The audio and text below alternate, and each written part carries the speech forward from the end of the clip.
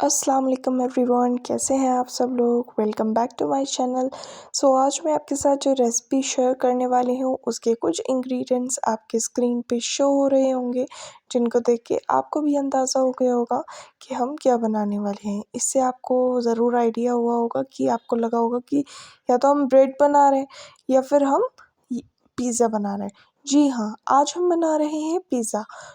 Pizza के लिए जो इंग्रेडिएंट्स डो को बनाने के लिए चाहिए, उसमें सबसे पहले जो आता है मोस्ट इम्पॉर्टेंट, वो है हमारा ड्राई यीस्ट को एक्टिवेट करना। तो यहाँ पे मैंने 1 बोल में 1 कप वार्म वाटर लिया है और उसमें 2 टेबल स्पून हमने डाला है शुगर, और उसको अच्छे से मेल्ट होने के बाद हम लेंगे हमारी एक्टिव ड्राई यीस्ट पाउडर, जिसको हम डाल के रख देंगे रेस्ट करने के लिए फॉर 10 टू 15 मिनट्स। और जब वो एक्टिवेट हो जाएगी तो उसको हम अपने डो में डालेंगे। एंड अब हमने इसको अच्छे से मिक्स कर लिया है, और मेक श्योर कि वार्म वाटर में ही करें। अगर वार्म वाटर नहीं है तो वार्म मिल्क भी ले सकते हो, और उसमें आपको ये करना है। ठीक है, अब हम इसको हटा देंगे 10 टू 15 मिनट्स के लिए, बिल्कुल भूल जाइए, इसको एक्टिवेट हो जाएगा। अब हम यहाँ पे लेंगे एक बोल क्लीन, और यहाँ पे मैंने एक बड़ा सा बोल लिया है क्योंकि इसमें हम अपना डो का जो प्रिपरेशन है, यानी कि मैदा का जो डो बनाना होता है, वो लेंगे। तो यहाँ पे मैंने ये वाला कप लिया है 1, क्योंकि मैं यहाँ पे 2 पिज़्ज़ा बना रही हूँ, और इसलिए मैंने यहाँ पे 2 मग लिए हैं मैदा के, और उसको अच्छे से मैं स्टर कर रही हूँ ताकि सारा जितना भी इम्प्योरिटीज़ है वो सारी इसमें से रिमूव हो जाए। इस तरह से मैंने इसको छान लिया। कोई भी चीज़ हो, आपको इस तरीके से छानने से ये होता है कि जितने भी इम्प्योरिटीज़ होती हैं वो आपकी अलग हो जाती हैं, एंड आपका जो फ्लावर होता है वो रिफाइंड हो जाता है। अब उसके बाद आपको क्या करना है, इसके अंदर सबसे पहले मैं यहाँ पे डालूँगी 1 टेबल स्पून थोड़ा सा और नमक, यहाँ पे मैंने डाल दिया है। आप नमक अपने टेस्ट के अकॉर्डिंग डालें। एंड यहाँ पे मैंने थोड़ी सी शुगर डाली है, थोड़ा सा बेकिंग पाउडर डाला है, और थोड़ा सा रिफाइंड डाला है। स्क्रीन पे सब चीज़ें वाइट हैं इसलिए इतनी शो नहीं हो रही हैं। अब यहाँ पे हम चेक करेंगे हमारी यीस्ट एक्टिवेट हो गई है, तो यस, ये हमारी यीस्ट अच्छे से एक्टिवेट हो गई है। अब हम थोड़ी-थोड़ी करके हमारे इस डो के जो हमारा पाउडर वो पूरा है फ्लावर उसमें डालेंगे, ठीक है?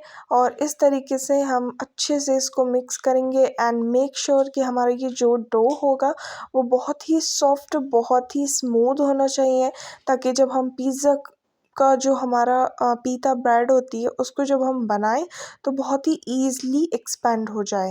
एंड वन मेक श्योर, आपको इस चीज़ का ध्यान रखना है कि आपको हाथ बिल्कुल ही अपने नीट एंड क्लीन करते रहना है बीच बीच में, और इसको बहुत ही अच्छे तरीके से आपको नीट करना है, क्योंकि ये नीडिंग आपके लिए सबसे मोस्ट इम्पॉर्टेंट पार्ट होता है पिज़्ज़ा का। आप जितना ज़्यादा उसको अच्छे से नीट करोगे उतना ही ज़्यादा ये सॉफ्ट और फ्लफ़ी बनता है, साथ ही साथ उतना ही ज़्यादा आप कह सकते हो कि अच्छे से एक्सपेंड होता है, ठीक है?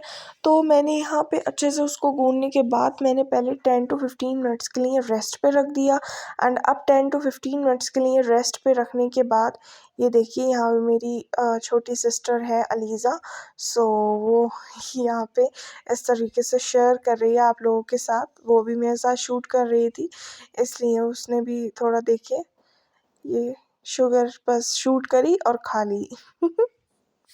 ओके जी।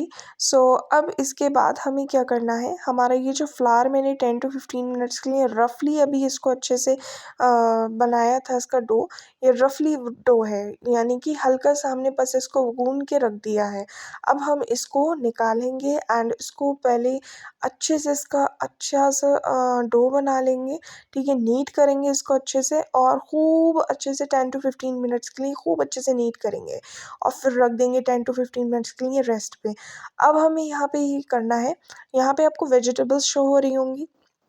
यहाँ पे ग्रीन चिली, टोमेटो और अनियन और कैप्सिकम, यहाँ पे मेरे पास जो-जो चीज़ें अवेलेबल थी मैंने वो चीज़ें डाली, एंड मुझे यही चीज़ें ऑब्वियसली पसंद है, तो ये मैंने चॉप कर ली। यहाँ पर है कैप्सिकम, अनियन, और यहाँ पे है टोमेटोज़। यूजुअली मुझे पिज़्ज़ा में यही सारी चीज़ें पसंद है।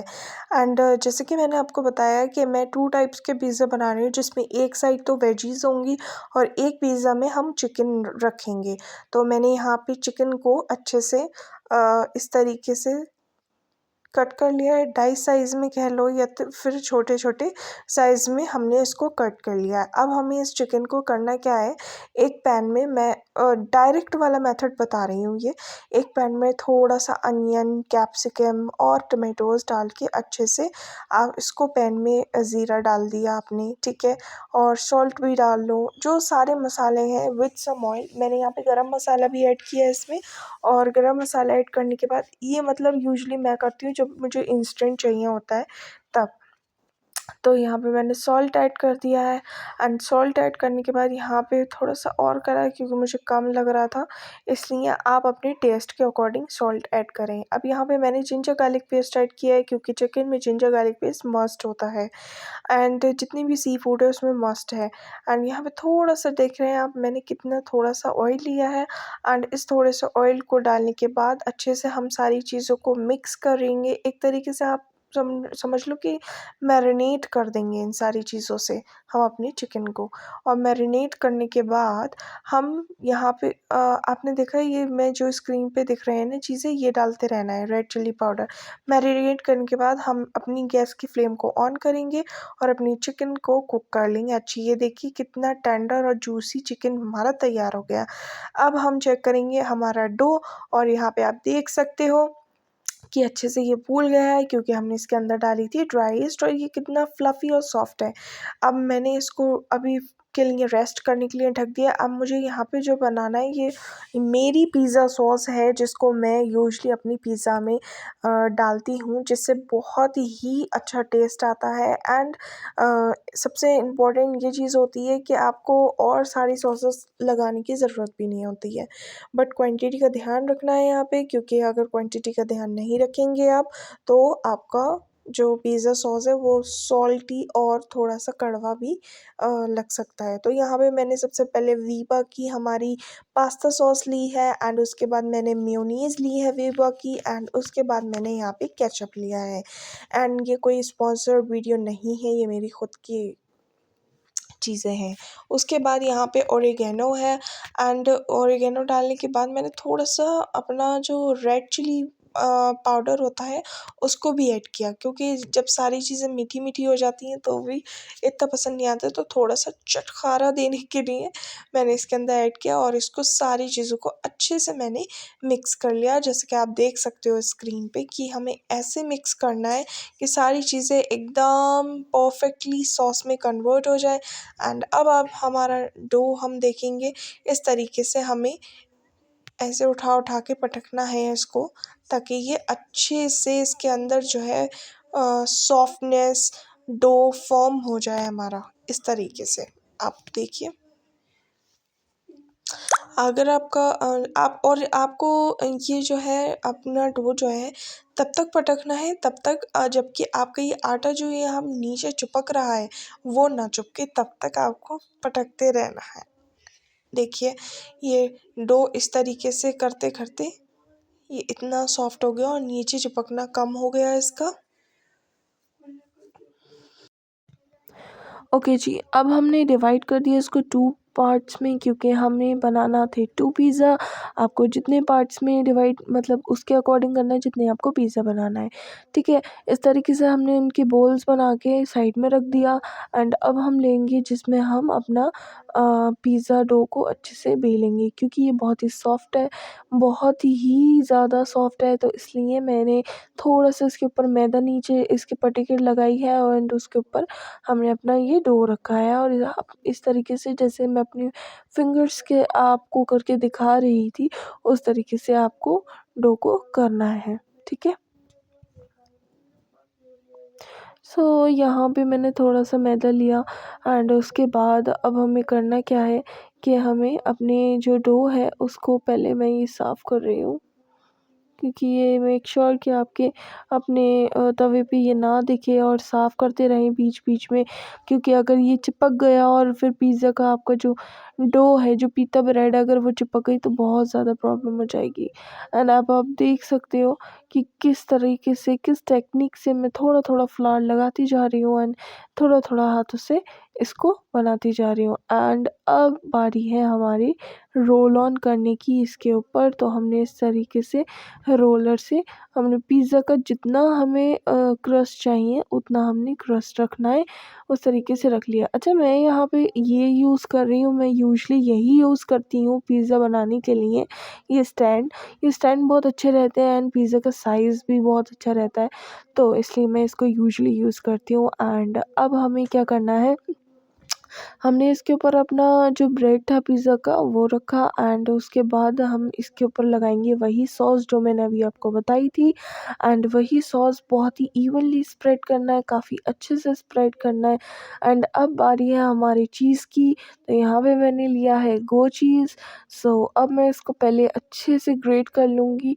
मुझे पिज़्ज़ा हो या फिर कोई भी चीज़ हो उसमें चीज़ बहुत ज़्यादा पसंद है एंड स्पेशली किड्स को बहुत ज़्यादा पसंद होती है। सो मेरी जो कज़िन है उसको भी बहुत ज़्यादा पसंद है, तो मैंने उसके लिए भी स्पेशली ज़्यादा से ज़्यादा कोशिश करी है कि चीज़ बर्स्ट वाला लगे। मैंने चीज़ बर्स्ट की भी बनाई है वीडियो, बट अभी अपलोड नहीं करी है। जैसे ही वीडियो वो चीज़ बर्स्ट वाला मतलब तैयार होता है मैं आपको शेयर करूँगी ज़रूर वीडियो, अभी एडिट नहीं हुई है। एंड मैंने यहाँ पे ग्रेट कर लिया उस चीज़ ब्लॉक को, देख सकते हो। एंड थोड़ा-सा मैंने नीचे लगाया एंड उसके ऊपर मैंने फिर सारी वेजीज़ वन बाय वन डाली, onion, capsicum, tomatoes and all these thing. And ये सबसे आई थिंक बेस्ट आइडिया होता है बच्चों को स्पेशली वेजीज़ खिलाने का, जो कि बच्चे पिज़्ज़ा खाते हैं और वो नहीं खा पाते हैं। जब चीज़ से ढके हुआ होता है वेजीज़ तो ऑब्वियसली बात है बच्चे खा लेते हैं। उसके अंदर मैंने चिकन की जो मैंने बनाई थी टॉपिंग वो भी मैंने डाली है। एंड अब बारी है ओरिगैनो डालने की। ओरिगैनो डालने के बाद मैंने अपना जो अवन था उसको सेट कर लिया था। फास्ट प्री हीट करना है 180 डिग्री सेल्सियस पे फॉर 10 टू 20 मिनट्स। एंड यहाँ पे मेरे पास कैफेटेरिया का ऑप्शन था, तो 4 ऑप्शन पे क्लिक करके फॉर 15 मिनट्स के लिए बेक कर लिया। और यहाँ पे मेरा पिज़्ज़ा रेडी है। आपके पास अगर ओवन का कैफेटेरिया ऑप्शन नहीं है तो आप 180 डिग्री सेल्सियस पे फॉर 15 मिनट्स के लिए बेक कर सकते हो। एंड उसके बाद मैंने टोमेटो केचप पे सर्व किया एंड एन्जॉय।